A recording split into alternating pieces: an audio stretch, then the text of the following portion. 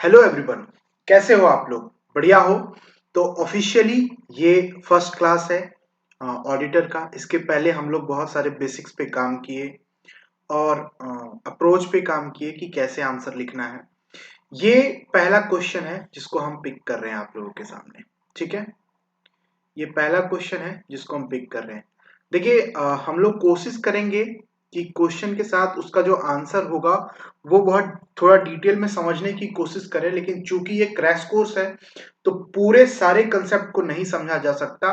और सारे कंसेप्ट को समझने के लिए आपके पास एनफ टाइम भी नहीं है। अगर पूरा इकोनॉमिक्स आप समझने बैठ जाओगे तो आपका मेंस 3 बार हो जाएगा। ठीक है, तो इसीलिए हम लोग कोशिश करेंगे कि जो इंपॉर्टेंट चीजें हैं उसको समझते चले, ताकि कल अगर आपके सामने कोई क्वेश्चन आता है तो आप उसको हैंडल कर सको। आपके लिए वो बिल्कुल अनछुआ सा ना हो कि ये क्या है, ये क्या पूछा गया है, ऐसा नहीं होना चाहिए। ठीक है, और धीरे धीरे जब जैसे सेक्शन 1 को कंप्लीट करोगे आप ना, तो वैसे ही आपके दिमाग में ये चीज बैठ जाएगा कि जो क्वेश्चन का आंसर नहीं भी आता है उसमें भी आप अपने तिकड़म लगा करके और कैसे आंसर और सही आंसर लिख सकते हो, क्योंकि इकोनॉमिक्स में पैटर्न वही चलता है। वो धीरे धीरे आप चीजों को समझ जाओगे। ठीक है, एक बेसिक सा कोर क्वेश्चन उठाए हैं। 39वीं बीपीएससी में ये क्वेश्चन पूछा गया था। ठीक है, 39 बीपीएससी में ये क्वेश्चन पूछा गया था, तो मुझे लगा कि यही क्वेश्चन पिक करना चाहिए। और इसी से मिलता जुलता क्वेश्चन 64 बीपीएससी में भी पूछा गया।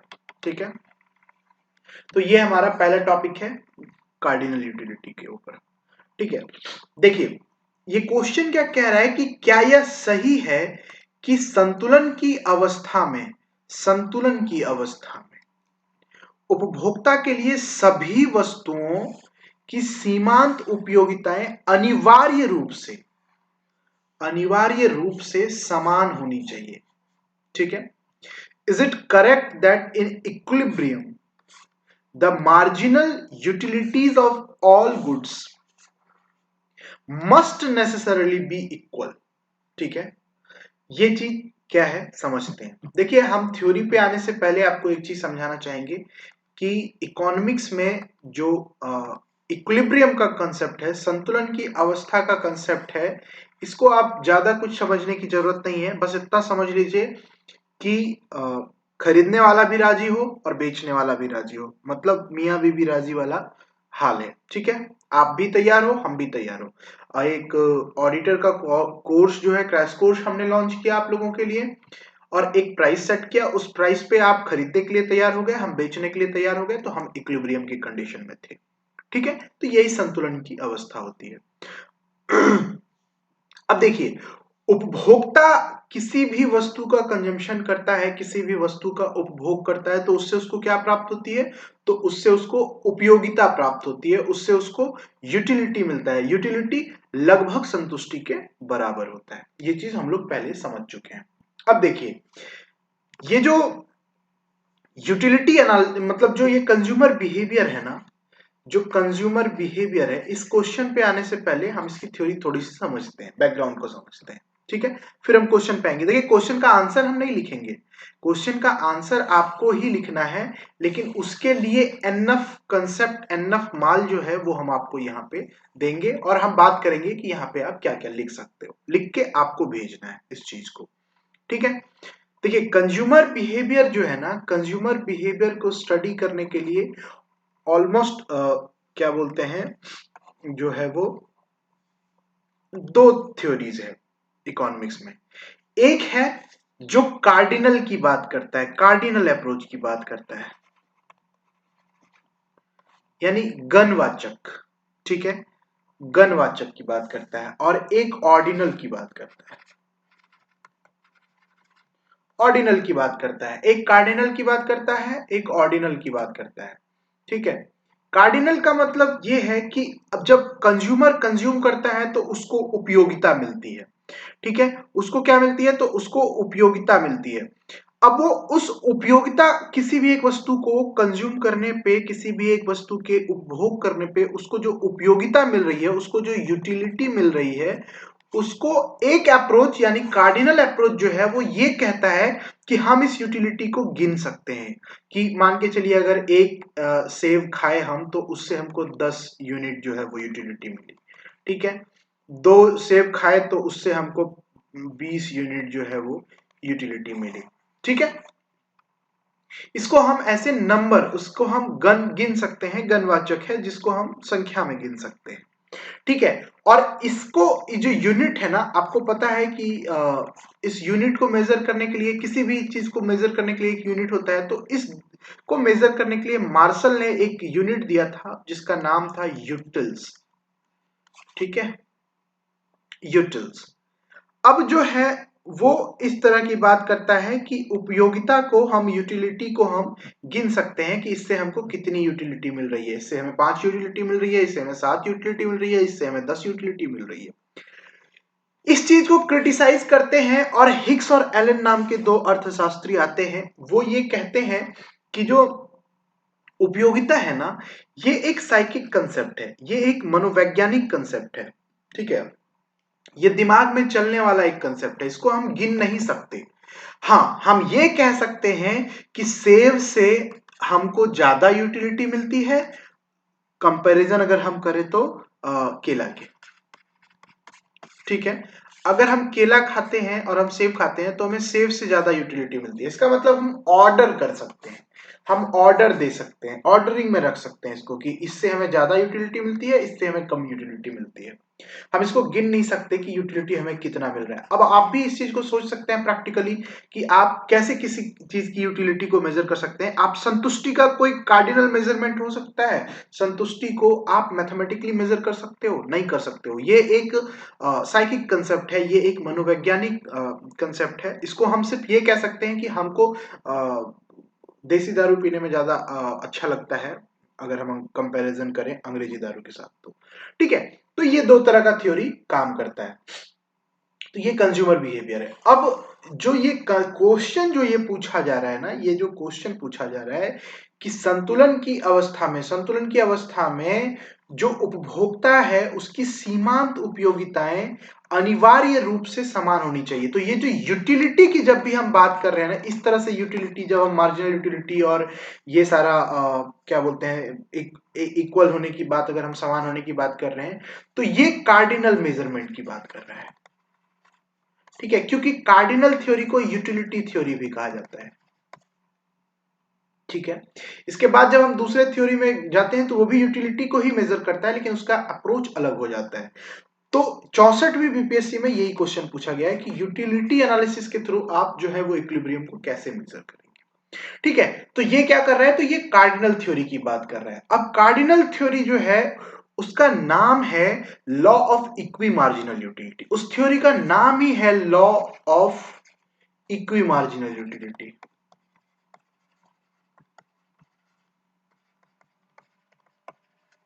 इस थ्योरी का नाम ही law of equi marginal utility है।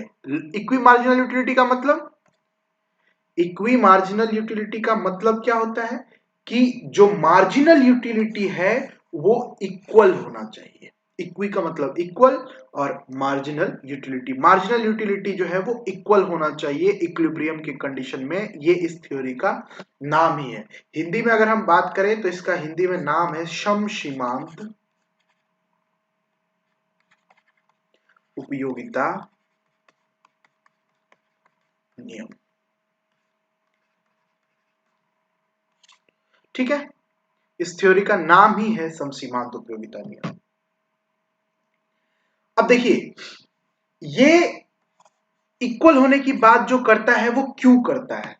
तो देखिए, इकोनॉमिक्स में ना चीजें अनलिमिट, आपके जो मतलब जो इकोनॉमिक्स का काम है वो काम क्या है कि आपका जो वांट्स है, आपकी जो इच्छाएं हैं, ठीक है, वो क्या है, तो वो अनलिमिटेड है, अनलिमिटेड है। लेकिन इसको पूरा करने के लिए जो रिसोर्सेस है, जो संसाधन है, वो क्या है, तो वो लिमिटेड है। ठीक है, संसाधन लिमिटेड है। तो आपकी ये इस अनलिमिटेड इच्छा को पूरी करने के लिए संसाधन अगर लिमिटेड है, तो आप किसी वस्तु को अगर खरीद रहे हैं, मान के चलिए 2 वस्तु खरीद रहे हैं, 2 वस्तु खरीद रहे हैं, ठीक है, चलिए 2 वस्तु खरीद रहे हैं आप। एक वस्तु है आपका सेब और एक वस्तु है केला। अब पैसा आपके पास है 100, ठीक है, अब देखिए, इसको आप कब खरीदेंगे और इसको आप कब खरीदेंगे और दोनों को आप एक साथ कब खरीदेंगे? अगर आपको ज्यादा संतुष्टि सेव से मिल रहा है, समझिएगा, अभी अब सिर्फ समझा रहे हैं चीजों को, और केला से आपको कम संतुष्टि मिल रहा है, तो आप अपने इस 100 रुपया का ज्यादा से ज्यादा उपयोग किस पे करना चाहेंगे? तो सेव पे करना चाहेंगे। आपका मन तो पूरा का पूरा करेगा कि आप पूरा का पूरा 100 रुपया का केला ही खरीद लें, सेव ही खरीद रहे हैं और केला को खरीदे ही नहीं।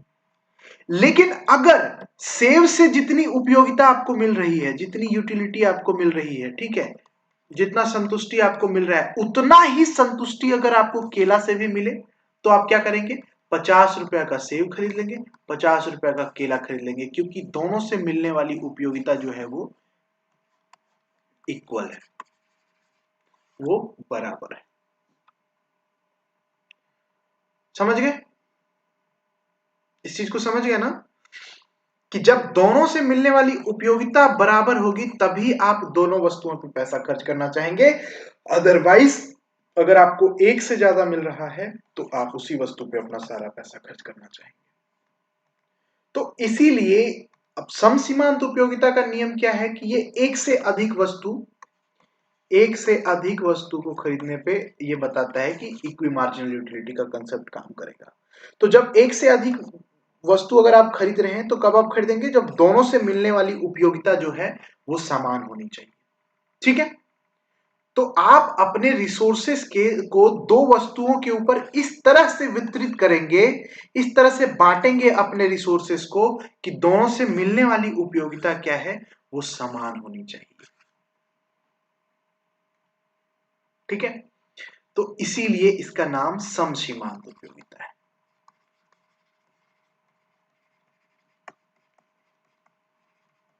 और इक्विलिब्रियम कंडीशन में कंपलसरी है, ये नेसेसरी है कि दोनों के बीच में इक्वल होना चाहिए। अगर दोनों के बीच में ये इक्वल वैल्यू नहीं, अगर दोनों से मिलने वाला यूटिलिटी, मार्जिनल यूटिलिटी अगर सिमिलर नहीं होगा तो हम दोनों वस्तुओं पे पैसे खर्च नहीं करेंगे। जिससे हमें ज्यादा एमयू प्राप्त होगा, हम सारा पैसा उसी पे खर्च कर देंगे। ठीक है, इसीलिए अगर हमें दोनों ही वस्तुओं पे पैसे खर्च करने हैं तो इन दोनों से मिलने वाली मार्जिनल यूटिलिटी समान होनी चाहिए। ये मस्ट है, ये नेसेसरी, ये होना ही चाहिए। ये है इस थ्योरी का क्रक्स। अब समझिए, ये जो थ्योरी है इसको हम समझाते हैं। ठीक है, देखिए कि जो law of equi marginal utility है ना, इसको एक अलग नाम से लॉ ऑफ सब्स्टिट्यूशन के नाम से भी जाना जाता है।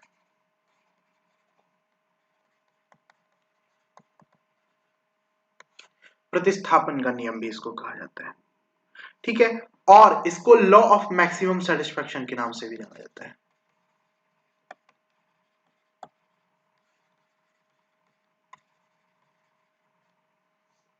के नाम से भी जाना जाता है। तो ये सब नाम से भी बीपीएससी आपसे क्वेश्चन पूछ सकती है। ठीक है, अब ये जो आइडिया था ना, ये जो law of equi marginal utility का जो आइडिया था,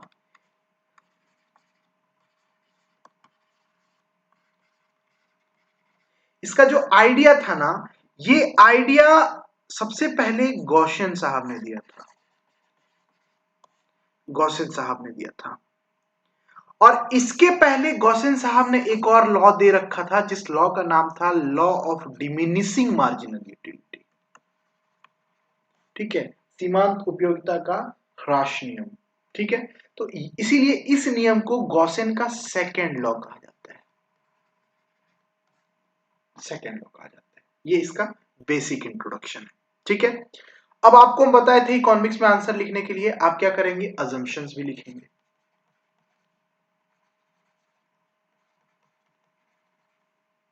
अजम्पशंस लिखेंगे। ठीक है, जिसको हिंदी में क्या कहते हैं? मान्यताएं। तो इस नियम का अजम्पशन क्या है? सबसे पहले कंज्यूमर जो है वो रैशनल होना चाहिए, तार्किक होना चाहिए, बुद्धिजीवी होना चाहिए। ठीक है, रैशनल होने का मतलब क्या है कि वो उसका एम जो है, उसका जो लक्ष्य है वो क्या है? तो यूटिलिटी को मैक्सिमम करना। ठीक है, यूटिलिटी को मैक्सिमम करना। इसके अलावा उसको पता है कि उसका इनकम क्या है, ठीक है, मार्केट में क्या रेट चल रहा है, वस्तु का प्राइस भी पता है, उसको हर एक चीज पता है, वो किसी भी चीज से इन्फ्लुएंस नहीं होता, वो पागल नहीं है, वो बेवड़ा नहीं है, ठीक है, वो एक रैशनल व्यक्ति है। सबसे पहला assumption तो ये, तभी ये लॉ काम करेगा। दूसरा है कि यूटिलिटी जो है, जो उपयोगिता है वो कैसा है, तो वो है कार्डिनल। हम यूटिलिटी को गिन सकते हैं, और गिनने के लिए हम क्या करते हैं, तो हम एक यूनिट देते हैं, कौन सा, तो यूटिल्स, जिसको किसने दिया है, मार्शल ने दिया है, ठीक है। इस थ्योरी को मार्शलियन थ्योरी भी कहा जाता है, क्योंकि इस थ्योरी को पूरी तरह से मार्शल ने बनाया था। आइडिया भले ही गॉसेन साहब ने दिया था, लेकिन पूरी तरह से इस थ्योरी को मार्शल साहब ने बनाया था। तीसरा अजम्पशन कि जो मार्जिनल यूटिलिटी ऑफ मनी है, जिसको MUM से डिनोट करते हैं, ये कांस्टेंट है, कांस्टेंट है, ये स्थिर है। इसका मतलब क्या होता है, समझिएगा। इसका मतलब होता है कि अगर एक 10 रुपए का नोट है, एक 10 रुपए का नोट है, तो ये गरीब के लिए भी 10 रुपया ही है, और अमीर के लिए भी ये 10 रुपया ही है। ये नहीं कि अमीर, आप पहले आपके लिए 10 रुपए का बहुत वैल्यू हुआ करता था, अब 10 रुपए की कोई वैल्यू नहीं रह गई, ठीक है, ये नहीं, 10 रुपए का वैल्यू 10 रुपए ही होना चाहिए। वो अगर बदल गया तो अमीर के लिए तो 10 रुपए का कोई वैल्यू ही नहीं है, जबकि गरीब के लिए 10 रुपए का बहुत वैल्यू है। अगर ऐसा हो गया तो ये नियम काम नहीं करेगा। Marginal utility of money constant है, इसको दर्शाने के लिए हम करते हैं MUM इज इक्वल टू, ठीक है, ये तीसरा अजम्पशन है।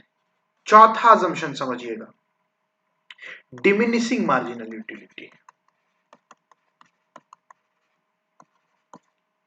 ये हम आपको उस दिन समझाए थे पहले लेक्चर में, और पहले भी आप देख चुके हो कि जो जितने जैसे जैसे हम किसी वस्तु का कंजम्पशन बढ़ाते जाते हैं, उससे मिलने वाली जो सीमांत उपयोगिता है, जो मार्जिनल यूटिलिटी है, वो घटती जाती है। ये भी इस नियम का एक अजम्पशन है। और जैसे जैसे हम वस्तु खरीदते हैं, बढ़ाते हैं उनका कंजम्पशन, ठीक है, तो हमारा टेस्ट जो है वो नहीं चेंज होता, ये अनचेंज्ड रहता है। ये नहीं कि अचानक से मेरा टेस्ट चेंज हो गया, अभी तक दाल भात पसंद था, अब मेरा दाल भात से मन उग गया, ऐसा नहीं होना चाहिए, टेस्ट वही रहना चाहिए। ये इसका अजम्पशन है। अब देखिए कि कंज्यूमर इक्विलिब्रियम में कैसे होगा, क्या सिचुएशन हो सकता है कंज्यूमर की इक्विलिब्रियम का। तो कंज्यूमर इक्विलिब्रियम, देखिए, जो आपका ये उपभोक्ता है, वो किसी भी वस्तु को खरीदने के लिए कुछ पैसा खर्च करता है, ठीक है। अब कंज्यूमर अपने मनी इनकम को दो वस्तुओं के बीच में, या दो से अधिक वस्तुओं के बीच में, या एक वस्तु के ऊपर भी ऐसे खर्च करेगा कि जो उसने लास्ट रुपी स्पेंड करा है ना, लास्ट रुपी जो स्पेंड करा है, लास्ट रुपी जो स्पेंड करा है उस वस्तु के ऊपर, हर एक वस्तु के ऊपर जो उसने लास्ट रुपया भी खर्च करा है ना, मतलब मार्जिनल यूटिलिटी ऑफ मनी जो है वो सिमिलर है, वो इक्वल है। अगर हम दूसरे शब्दों में कहना चाहें तो कंज्यूमर इक्विलिब्रियम में कब होगा, जब marginal utility of money is equal to expenditure on, ये बराबर है किस चीज के, तो जो हम किसी भी वस्तु के ऊपर खर्च कर रहे हैं, यानी जो हमारी मार्जिनल यूटिलिटी ऑफ गुड्स है, जो मान के चलिए कोई एक एक्स वस्तु है, और इसका जो प्राइस के साथ रेशियो है, ये चीज जो है वो इसके बराबर होनी चाहिए।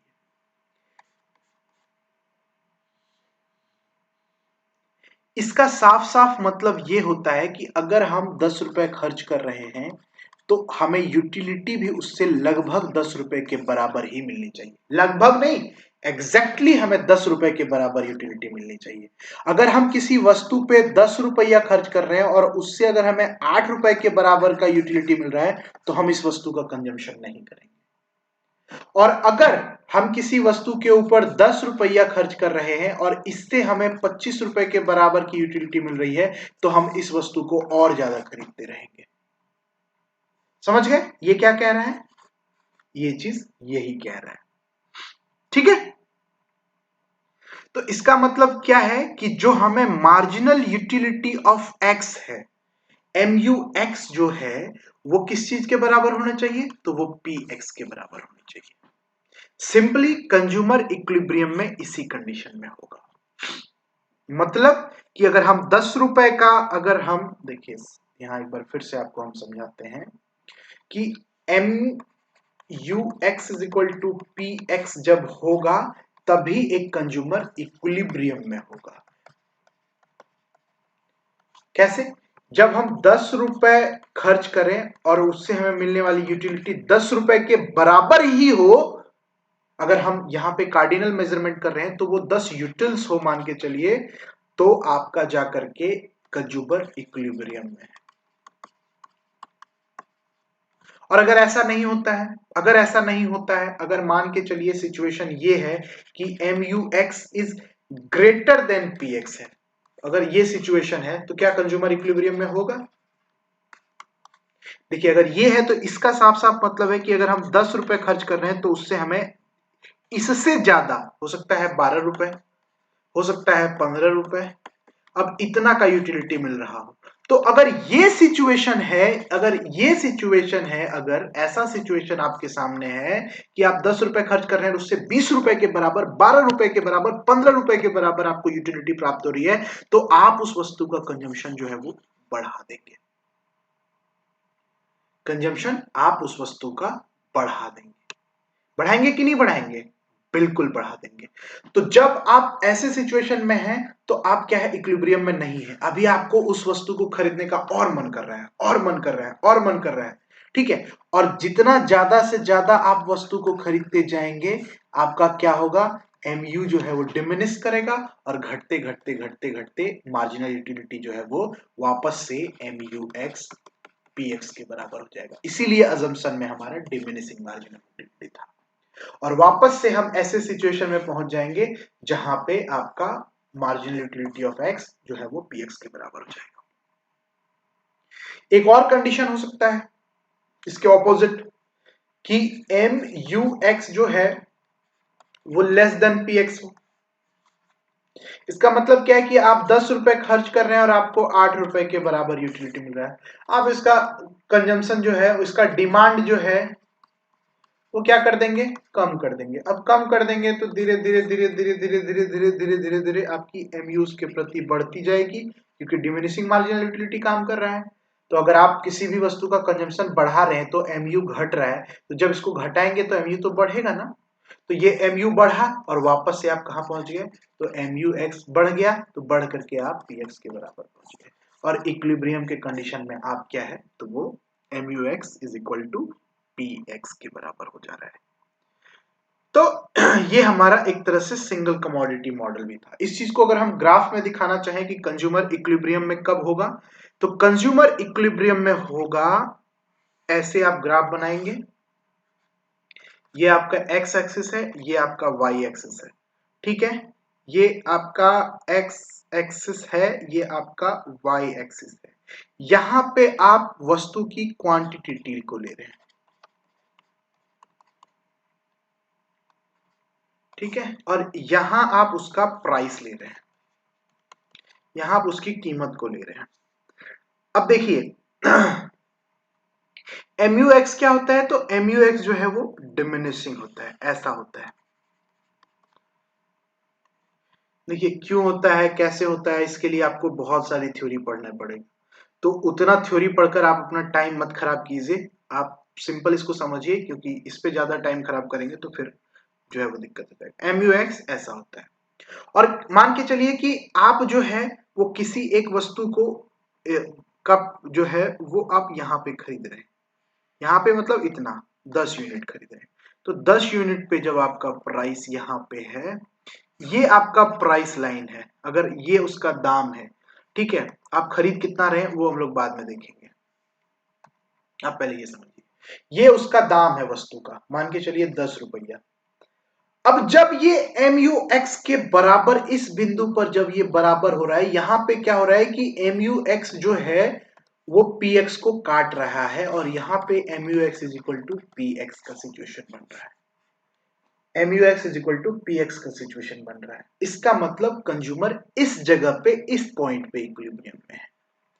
इसके ऊपर अगर कंज्यूमर है, इसके ऊपर अगर कंज्यूमर है, तो ऊपर का सिचुएशन क्या है, यहां पे MUX जो है वो PX से ज्यादा है, इसका मतलब उसको यूटिलिटी ज्यादा मिल रही है, ज्यादा मिल रही है तो वो वस्तु का कंजम्पशन धीरे धीरे बढ़ाता जाएगा और वस्तु खरीदता जाएगा। इधर पहले 2 खरीद रहा था, अब 5 खरीदने लगेगा, फिर 7 खरीदने लगेगा, फिर 9 खरीदने लगेगा। तो जैसे जैसे वस्तु का कंजम्पशन ये 2 से 9 तक पहुंच रहा, मार्जिनल यूटिलिटी जो है वो उसकी डिमिनिश करेगी, घटेगी, और वापस से वो इस पोजीशन पे आके बैठ जाएगा। और अगर अगर अगर अगर अगर वो इधर है, इधर है, इधर है, तो इधर क्या है, तो MUX जो है वो किससे, प्राइस से कम है, प्राइस से कम है। तो ऐसी स्थिति में वो क्या है कि यहाँ पे 50 यूनिट खरीद रहा, 25 यूनिट खरीद रहा था, अब ये 25 यूनिट ना खरीद के 20 यूनिट करेगा, फिर 19 यूनिट करेगा, फिर 18 करेगा, और ये यहाँ से घटने लगेगा, और जब ये घटने लगेगा तो MU क्या है, वापस से बढ़ना शुरू होगा, और ये बढ़कर वापस से MUX is equal to PX पे आ जाएगा। यानी इक्विलिब्रियम के लिए ये नेसेसरी कंडीशन है, ये मस्ट होना ही चाहिए। जब ऐसा सिचुएशन होगा तभी ये जाकर के इक्विलिब्रियम में होगा। ठीक है, देखिए इसको, इसके थ्योरी को हम समझा देंगे, और आंसर में आप लैंग्वेज क्या यूज करेंगे, कैसे आप एग्जाम आंसर लिखेंगे, वो हम आपको नोट्स में, इसका नोट्स पहले ही दे चुके हैं, बाकी सारे जो भी क्वेश्चंस हम पिक करेंगे उसका नोट्स जो होगा वो हम आपको लैंग्वेज और एक्सप्लेनेशन जो है वो नोट्स में मिल जाएगा। यहां पे हम आपको सिर्फ उसका आंसर जो होगा उसको एक्सप्लेन कर देंगे, वो कंसेप्ट एक्सप्लेन कर देंगे। ठीक है, समझिएगा। इसी चीज को आप में से बहुत सारे लोग मैथमेटिक्स वाले लोग हैं जिन्होंने बहुत अच्छे से, क्या बोलते हैं, मैथमेटिक्स में MSc भी है, BSc भी है, तो वो अगर मैथमेटिकली इसको प्रूव करना चाहें तो कैसे कर सकते हैं।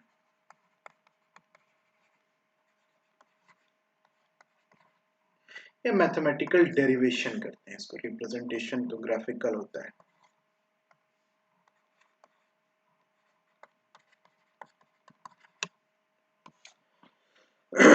देखिए, यूटिलिटी जो है वो फंक्शन है किस चीज का, तो क्वांटिटी ऑफ एक्स का। जैसे जैसे आप QX को बढ़ाते हैं यूटिलिटी आपकी बढ़ती जाती है।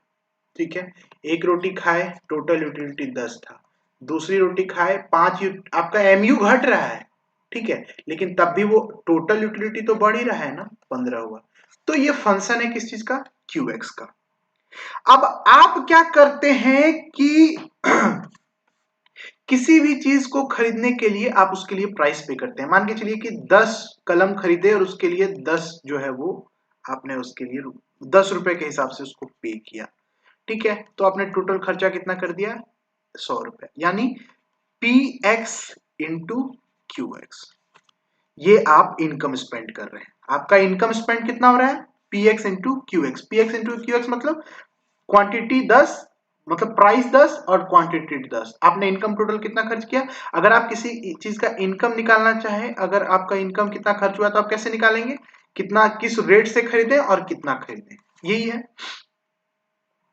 अब किसी भी एक उपभोक्ता का, किसी भी एक उपभोक्ता का, कोई भी एक उपभोक्ता हो, उसका टारगेट क्या होता है, तो जो उससे जो यूटिलिटी मिल रही है, उसको जो यूटिलिटी मिल रही है, और वो जो उसके पीछे खर्च कर रहा है, वो जो इनकम, वो जो पैसा खर्च कर रहा है, इन दोनों के बीच का जो डिफरेंस है ना वो कम हो, वो मिनिमाइज हो, मतलब ज्यादा से ज्यादा जितना हो सके, मतलब मैक्सिमाइज हो सके, जितना ज्यादा से ज्यादा हो सके मैक्सिमाइज हो इन दोनों के बीच का डिफरेंस। यानी कि इसका सिंपल सा मतलब ये है कि कम खर्च में ज्यादा यूटिलिटी प्राप्त करना। मतलब आप सोचो कि आपको यूटिलिटी 1000 मिल जाए और आपको खर्च सिर्फ 10 रुपए करना पड़े, या आपको यूटिलिटी 1000 मिल रही है और आपको खर्च 900 रुपए करना पड़ रहा है, तो कौन सा आप चुनना चाहेंगे? ये, यानी इन दोनों के बीच का जो डिफरेंस है वो जितना ज्यादा से ज्यादा होगा, कंज्यूमर का यही टारगेट है।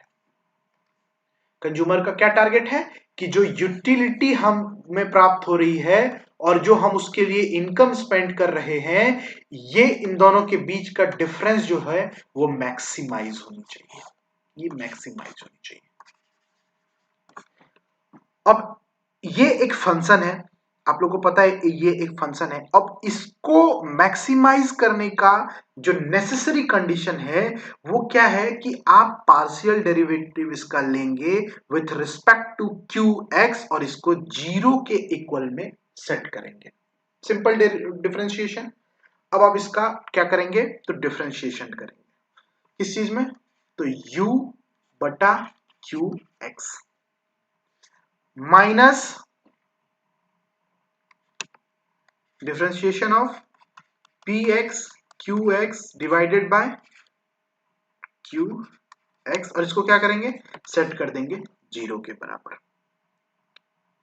ठीक है, अब इस चीज का जब आप पार्शियल डिफरेंशिएशन निकालेंगे तो ये क्या होगा, ये होगा du by delta qx minus px is equal to 0।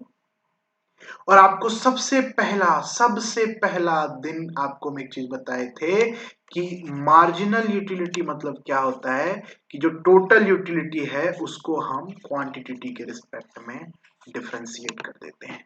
यानी ये पोर्शन क्या है, तो ये MUX minus PX is equal to 0 है। इस PX को अगर इधर ले जाएं तो MUX is equal to PX। Prove हुआ कि इक्विलिब्रियम के कंडीशन में सीमांत उपयोगिता बराबर होनी चाहिए कीमत के। समझ गए इस चीज को? ये था। अब आपको हम दो वस्तुओं के ऊपर, दोनों वस्तुओं से मिलने वाली उपयोगिता जब बराबर होगी तभी एक उपभोक्ता जो है वो इक्विलिब्रियम की कंडीशन में होगा। तो ये चीज हम आपको समझाते हैं टू कमोडिटी केस लेकर के।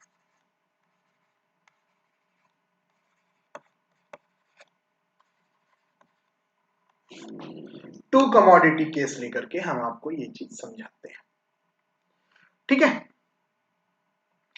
टू कमोडिटी केस का मतलब यह है कि हम दो वस्तुओं के ऊपर ऐसे अपना पैसा खर्चा करेंगे कि दोनों वस्तुओं से मिलने वाली यूटिलिटी जो है वो बराबर होनी चाहिए, और जिससे हमें ज्यादा यूटिलिटी मिलेगी हम उसको ज्यादा खरीदेंगे, जिससे हमें कम मिलेगी उसको हम कम खरीदेंगे। सिंपल सा लॉ है। अब दो वस्तु आप समझ लीजिए, एक है राइस और एक है व्हीट, एक है चावल एक है गेहूं। ठीक है, और एक हम इमेजिनरी टेबल और फिर उस टेबल से एक डायग्राम यानी कि एक ग्राफ बनाते हैं और उसको समझते हैं। और एक और चीज जो है इसको समझिए कि इन दोनों के लिए प्राइस जो है वो 1 रुपए पर किलो है। सरकार जो रेट तय की है।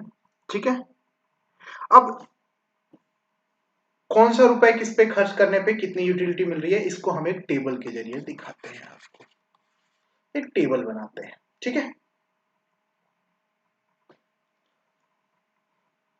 मनी एक्सपेंडिचर, यहां पे हम एक कॉलम लेते हैं मनी एक्सपेंडिचर।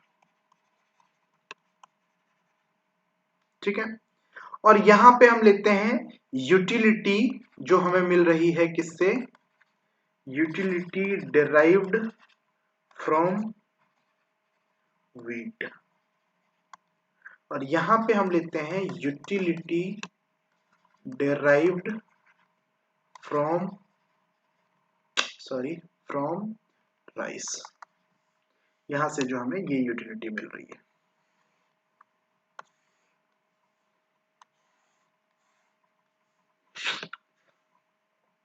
₹10 है हमारे पास, पहला रुपया, दूसरा रुपया, तीसरा रुपया, चौथा रुपया, पांचवा रुपया, छठा रुपया, सातवां रुपया, आठवां रुपया,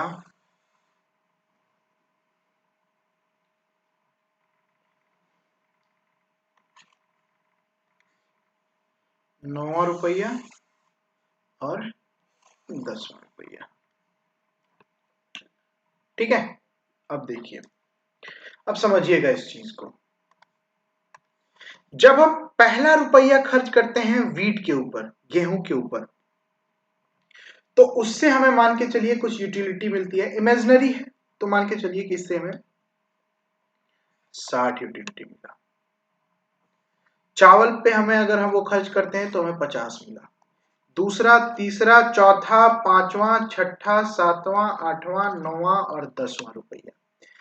जब हम गेहूं पे खर्च करते हैं तो मानिए 55, 45, ठीक है, 35, 30, 25, 16, 15, 12 और 10 रुपया। डिमिनिशिंग है, घट रहा है। उसके बाद ये आपको 40, ये आपको 28, ये क्या है, मार्जिनल यूटिलिटी है ना। 1 रुपया खर्च किए इतना, दूसरा उसी पे खर्च किए तो 55, तीसरा उसी पे खर्च किए तो 45। जैसे जैसे कंजम्पशन बढ़ रहा है तो डिमिनिश कर रहा है ये चीज। ठीक है, 28, 25 और फिर 25 मान लेते हैं, और फिर 15 मान लेते हैं, फिर 14 मान लेते हैं, फिर 8 मान लेते हैं, फिर 7 मान लेते हैं, फिर 5 मान लेते हैं। ये है। अब आप सोचो कि आपके हाथ में अगर 10 रुपया है तो आप किस पे खर्च करेंगे। ये आपको यूटिलिटी मिल रही है। पहला रुपया आप इस पे खर्च करेंगे क्योंकि आपको यहां ज्यादा मिल रहा है ना। दूसरा रुपया आप यहां पे खर्च करेंगे। तीसरा, आप 45 पे ना खर्च करके यहां 50 पे खर्च करेंगे। चौथा आप यहां करेंगे, पांचवा आप यहां करेंगे, छठा आप यहां खरीदेंगे, सातवां आप यहां करेंगे, आठवां आप यहां करेंगे, नौवां आप यहां करेंगे, 10वां आप यहां करेंगे।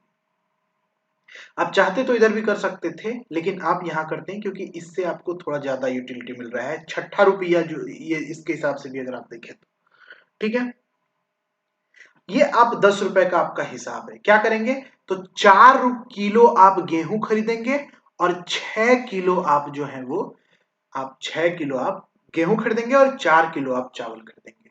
6 यूनिट टोटल आप गेहूं और 4 यूनिट आप चावल खरीदेंगे, क्योंकि यही आपका मैक्सिमम टोटल यूटिलिटी है। अगर आप इसको पूरे को, अपने जो 10 रुपए खर्च किए हैं, इस टोटल यूटिलिटी को अगर आप जोड़ेंगे तो ये टोटल जो है वो आपका 394 यूटिलिटी के बराबर होगा, जो कि मैक्सिमम है।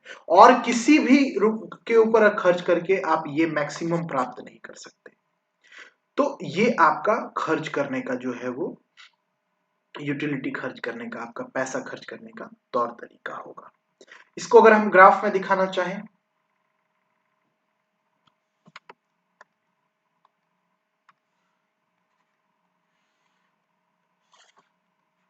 ये x है, ये y है, ये हमारा ओरिजिन है।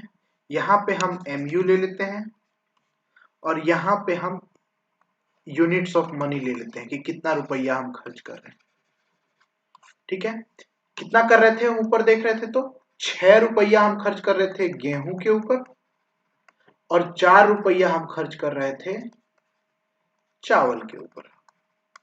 ये हमारा वहां पे टेबल में अगर हम देख रहे थे तो हमारा ये खर्च हो रहा था। ठीक है, ये मान के चलिए हमारा क्वांटिटी है, ये है, ये हमने एक क्वांटिटी हम खरीद रहे हैं।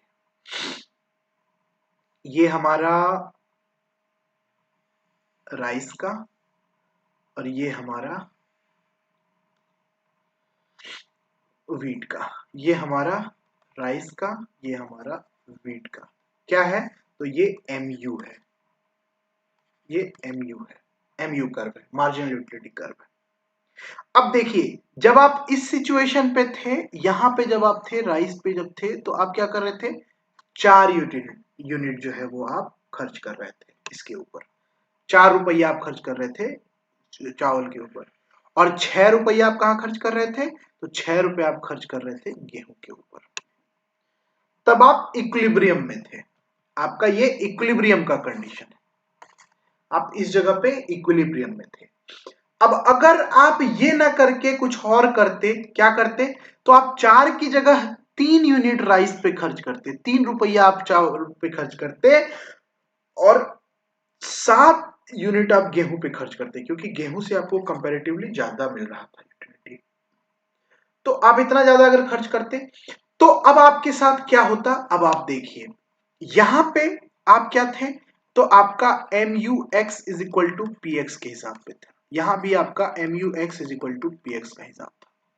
जब आप 4 की जगह 3 रुपया खर्च कर रहे थे राइस पे, तो आपको MU ज्यादा प्राप्त हो रहा था यहां पे। तो आप क्या करेंगे, इसको और खरीदेंगे, और खरीदेंगे तो आपका MU क्या है, वो घटेगा, और घट के आप वापस से 4 यूनिट पे पहुंच जाएंगे। सिमिलरली जब आप इस सिचुएशन में हैं, इस सिचुएशन में जब आप हैं, तो आपको यहाँ क्या है कि यहाँ पे MUX जो है वो आपका कमजोर है, किससे, तो PX से। तो यहाँ पे आप क्या करेंगे कि इसको कम कर देंगे खरीदना, और वापस से आप इस बिंदु पे पहुंच जाएंगे। इस हिसाब से भी अगर आप देखें तो आप इक्विलिब्रियम कंडीशन में पहुंच जाते हैं, कहाँ, MUX is equal to PX। दो कमोडिटी के केस में भी, दो कमोडिटी के केस में भी आप वही जगह पे, उसी जगह पे पहुंचते हैं। तो ये था आपका दो कमोडिटी का एक्सप्लेनेशन। अब इसको लॉ ऑफ प्रोपोर्शनैलिटी भी कहा जाता है, लॉ ऑफ प्रोपोर्शनैलिटी। ये मॉडर्न इसका क्या बोलते हैं, इंटरप्रिटेशन है।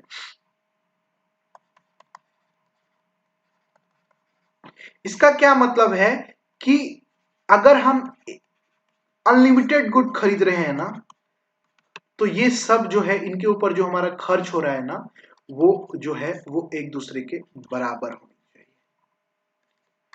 जितने भी हम गुड को खरीद लें, इसका रेशियो एक दूसरे के बराबर होना चाहिए। इसका मतलब समझिए कि मान के चलिए पहला गुड है, उससे मार्जिनल यूटिलिटी आपको 100 यूनिट मिल रहा है और आप खर्च कर रहे हैं 10, ठीक है, उसका प्राइस है 10 रुपया।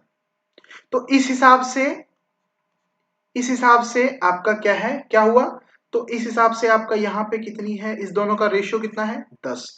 तो इन दोनों का रेशियो भी 10 होना चाहिए। अगर आपको इससे ज्यादा यूटिलिटी भी मिल रहा है, मान के चलिए इससे आपको 1000 यूटिलिटी मिल रहा है, तो इसका प्राइस जो है वो 100 के बराबर होना चाहिए, होगा, तभी आपको उससे 1000 यूटिलिटी मिल रहा है। यानी इन दोनों का भी जो रेशियो है वो 10 होगा। यहां पे अगर आपको मार्जिनल यूटिलिटी 1,00,000 मिल रहा है, ठीक है, या 10,000 मिल रहा है, तो इसका मतलब यहां पे प्राइस 1000 होगा, तभी तो इन दोनों के बीच का रेशियो 10 होगा। जब ये सिचुएशन होगा कि इसका रेशियो भी और इसका रेशियो भी और इसका रेशियो भी, सबका रेशियो जब एक दूसरे के बराबर होंगे, तभी आप अनलिमिटेड गुड्स के साथ इक्विलिब्रियम में रह सकते हैं। इसका क्या मतलब है, इसका मतलब यह है कि आप जितने भी वस्तु को चाहे खरीद लें, लेकिन सबसे मिलने वाली सीमांत उपयोगिता जो हो वो बराबर होनी चाहिए, तभी आप वस्तु पे खर्च करेंगे। अब आपको मान के चलिए कि सी से आपको ज्यादा यूटिलिटी मिल रहा है, ए से आपको कम मिल रहा है, तो आप ए पे ज्यादा क्या खर्च करेंगे, आप ज्यादा पैसा सी पे खर्च कर देंगे।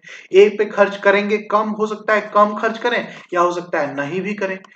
तो इसीलिए अगर जब तक आपको सभी वस्तुओं के साथ समान उपयोगिता नहीं मिलेगी, तब तक आप सारे वस्तुओं को नहीं खरीदेंगे, ठीक है। तो ये इस कंडीशन में भी आप जो है वो तभी इक्विलिब्रियम में है जब आप सबसे मिलने वाली उपयोगिता समान हो। एक चीज आपसे और पूछा जा सकता है इसमें कि आप इसके माध्यम से आप डिमांड कर्व कैसे डिराइव करेंगे। तो देखिए, इसके माध्यम से डिमांड कर्व ऐसे डिराइव करेंगे कि इसका जो MU होता है ना, वो ऐसा होता है, मार्जिनल यूटिलिटी ऑफ एक्स ऐसे होता है, डिमिनिश करता है, जीरो होता है और फिर नेगेटिव चला जाता है। MU कर्व ऐसा होता है, ठीक है।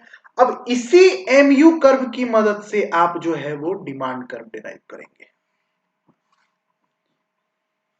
लेकिन सिर्फ पॉजिटिव पार्ट, सिर्फ पॉजिटिव पार्ट इसी की मदद से आप करेंगे, क्योंकि इकोनॉमिक्स में नेगेटिव पार्ट का कोई मतलब नहीं है, इसका कोई मतलब नहीं है, डिमांड नेगेटिव कभी नहीं हो सकता। इसीलिए आप MU का सिर्फ पॉजिटिव पार्ट जो है को ही आप डिमांड कर्व कहते हैं। ठीक है, बहुत सिंपल है, ज्यादा समझने की जरूरत नहीं है, क्योंकि समझेंगे आप ज्यादा तो बहुत ज्यादा हो जाएगा आपके लिए, और आपको समय बचाते हुए सारा काम करना है। तो ये आप समझ गए होंगे। अब हम वापस से क्वेश्चन पे चलते हैं।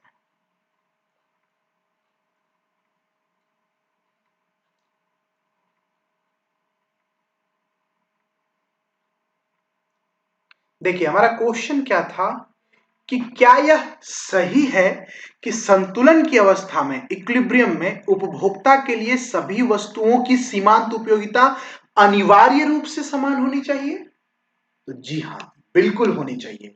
अगर एक वस्तु से ज्यादा सीमांत उपयोगिता और दूसरे वस्तु से कम सीमांत उपयोगिता मिलेगा तो हम संतुलन में रहेंगे ही नहीं। हम जिस वस्तु से हमें ज्यादा सीमांत उपयोगिता मिल रहा है, हम उसको ज्यादा खरीदना शुरू कर देंगे।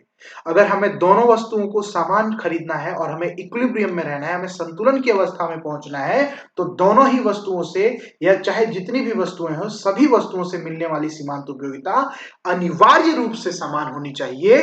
ये चीज हम मार्शल के कार्डिनल यूटिलिटी थ्योरी के तहत दिखा सकते हैं, हम उस चीज को रिप्रेजेंट कर सकते हैं। मार्शल के कार्डिनल यूटिलिटी थ्योरी को ही गॉसिन का सेकेंड लॉ भी कहा जाता है, और इसी के तहत हम इस चीज को इक्विलिब्रियम का सिचुएशन को दिखा सकते हैं। कंज्यूमर कब इक्विलिब्रियम में होगा ये हम अभी डिफाइन कर चुके हैं। कंक्लूजन में आप ये चीज लिख देंगे कि ऊपर के सारे डिस्कशन से हम यह निष्कर्ष निकाल सकते हैं कि संतुलन की अवस्था में उपभोक्ता के लिए सभी वस्तुओं की सीमांत उपयोगिता अनिवार्य रूप से समान होनी चाहिए।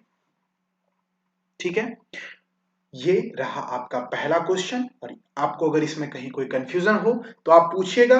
वैसे हम ज्यादा डीप डिटेल में नहीं गए, क्योंकि डीप डिटेल में जाने के लिए इसी लेक्चर को समझने से पहले आपको कम से कम 15 लेक्चर समझना होगा। ठीक है, 15 लेक्चर मतलब इकोनॉमिक्स क्या है, गुड्स एंड सर्विस क्या होता है, उसके बाद यूटिलिटी क्या है, उसके बाद माइक्रो इकोनॉमिक्स क्या है, ये सब वैसे भी आप समझ चुके हैं। हम आपको फाउंडेशन का बैच का वो दे चुके थे, तो कम से कम 5-6 लेक्चर आपको इसके लिए समझना चाहिए था। ठीक है, लेकिन वो सब ना समझाते हुए हम आपको यहाँ सब कुछ समझा चुके हैं। अगर किसी चीज को आप नहीं समझ पाए हैं तो आप बताइएगा, हम उसको आपको समझाएंगे। खत्म होता है ये लेक्चर यहीं पे। ये आपका पहला क्वेश्चन था, इसका आंसर आप हमें लिख करके और ग्रुप में भेजेंगे। ठीक है, इस क्वेश्चन का आंसर आप लिख करके हमें ग्रुप में भेजेंगे। उसके बाद 64 नंबर भी जो क्वेश्चन पूछा गया है उसका भी आंसर आप ग्रुप में लिख के भेजेंगे। तब तक मिलते हैं अगले वीडियो में। खुश रहिए, अच्छे से रहिए और पढ़ते रहिए, और फोड़ दीजिए अपने एग्जाम को। जय हिंद, जय भारत।